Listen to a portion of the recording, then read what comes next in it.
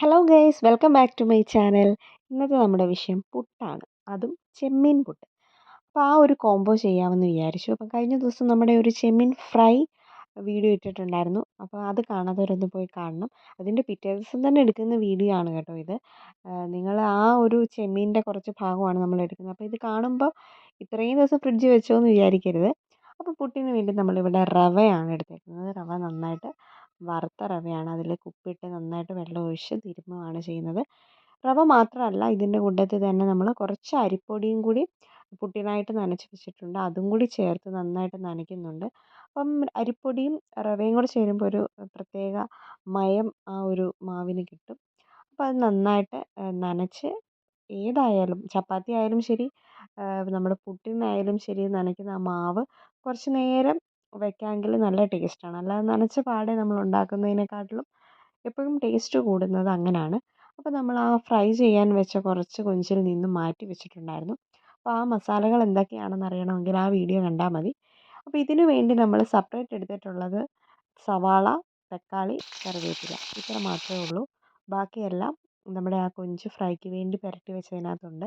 അപ്പോൾ നമ്മുടെ സ്ഥിരം പ്രോസസ്സ് എങ്ങനെയൊക്കെയാണോ, സവാള വഴറ്റി അത് കടുകിട്ടു, കറിവേപ്പിലയും സവാളയും തക്കാളിയൊക്കെ ഇട്ട് നന്നായിട്ട് വഴളുമ്പോൾ നമ്മുടെ ആ മസാല പുരട്ടി വെച്ച കൊഞ്ചും കൂടി ഇടുക. ആ കൊഞ്ചും കൂടി ഇതിൻ്റെ കൂട്ടത്തിൽ തന്നെ നന്നായിട്ടൊന്ന് മിക്സ് ചെയ്ത് വഴറ്റിയെടുക്കുക. അപ്പോൾ ഈ കൊഞ്ചിൽ നന്നായിട്ട് തന്നെ മസാലകൾ പിടിച്ചിട്ടുണ്ട്. കാരണം ഒരു ദിവസത്തോളം നമ്മൾ മസാല പുരട്ടി ഫ്രിഡ്ജിൽ വെച്ചിരുന്നതാണ്.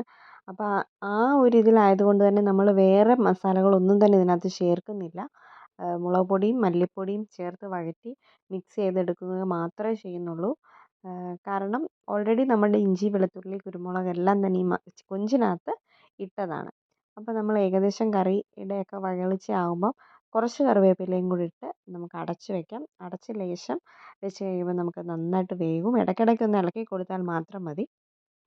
അപ്പോൾ കുറച്ച് നേരം ഇത് അടച്ച് വെച്ച് ഒരു വേവാകുമ്പോൾ നമുക്ക് അതേ ചീനിച്ചട്ടിയിലേക്ക് ലേശം മുളക് പൊടി, ലേശം മല്ലിപ്പൊടി ഇട്ട് നന്നായിട്ടൊന്ന് മൂപ്പിച്ചെടുക്കുക. മൂക്കുന്നതിനോടൊപ്പം തന്നെ നമ്മുടെ ആ സവോളയും കൊഞ്ചും എല്ലാം കൂടി ഇട്ടൊന്ന് മിക്സ് ചെയ്ത് നന്നായിട്ട് ഒന്ന് മിക്സിങ് ആക്കുക.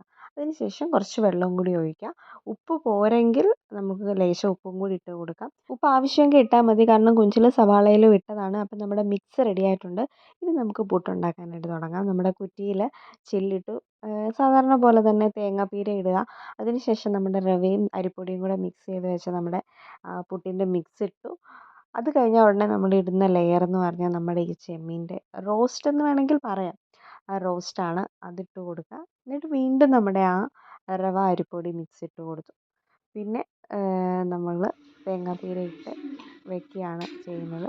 എന്നിട്ട് കുറച്ച് നേരം വെക്കുക. അത് സാധാരണ മറ്റ് ഫില്ലിംഗ് ഒന്നും ഇടയ്ക്കില്ലാത്തതാണെന്നുണ്ടെങ്കിൽ പെട്ടെന്ന് ആവി വരും. പക്ഷേ ഇത് ഇച്ചിരി തിക്കായിട്ടുള്ള ഫില്ലായതുകൊണ്ട് തന്നെ കുറച്ച് നേരം, സാധാരണയിലും കുറച്ച് നേരം നമുക്ക് അടുപ്പത്തിരിക്കണമെന്ന് മാത്രം. നല്ല അടിപൊളി ടേസ്റ്റിലുള്ള പുട്ട് നമുക്ക് കിട്ടും, ചെമ്മീൻ പുട്ട്.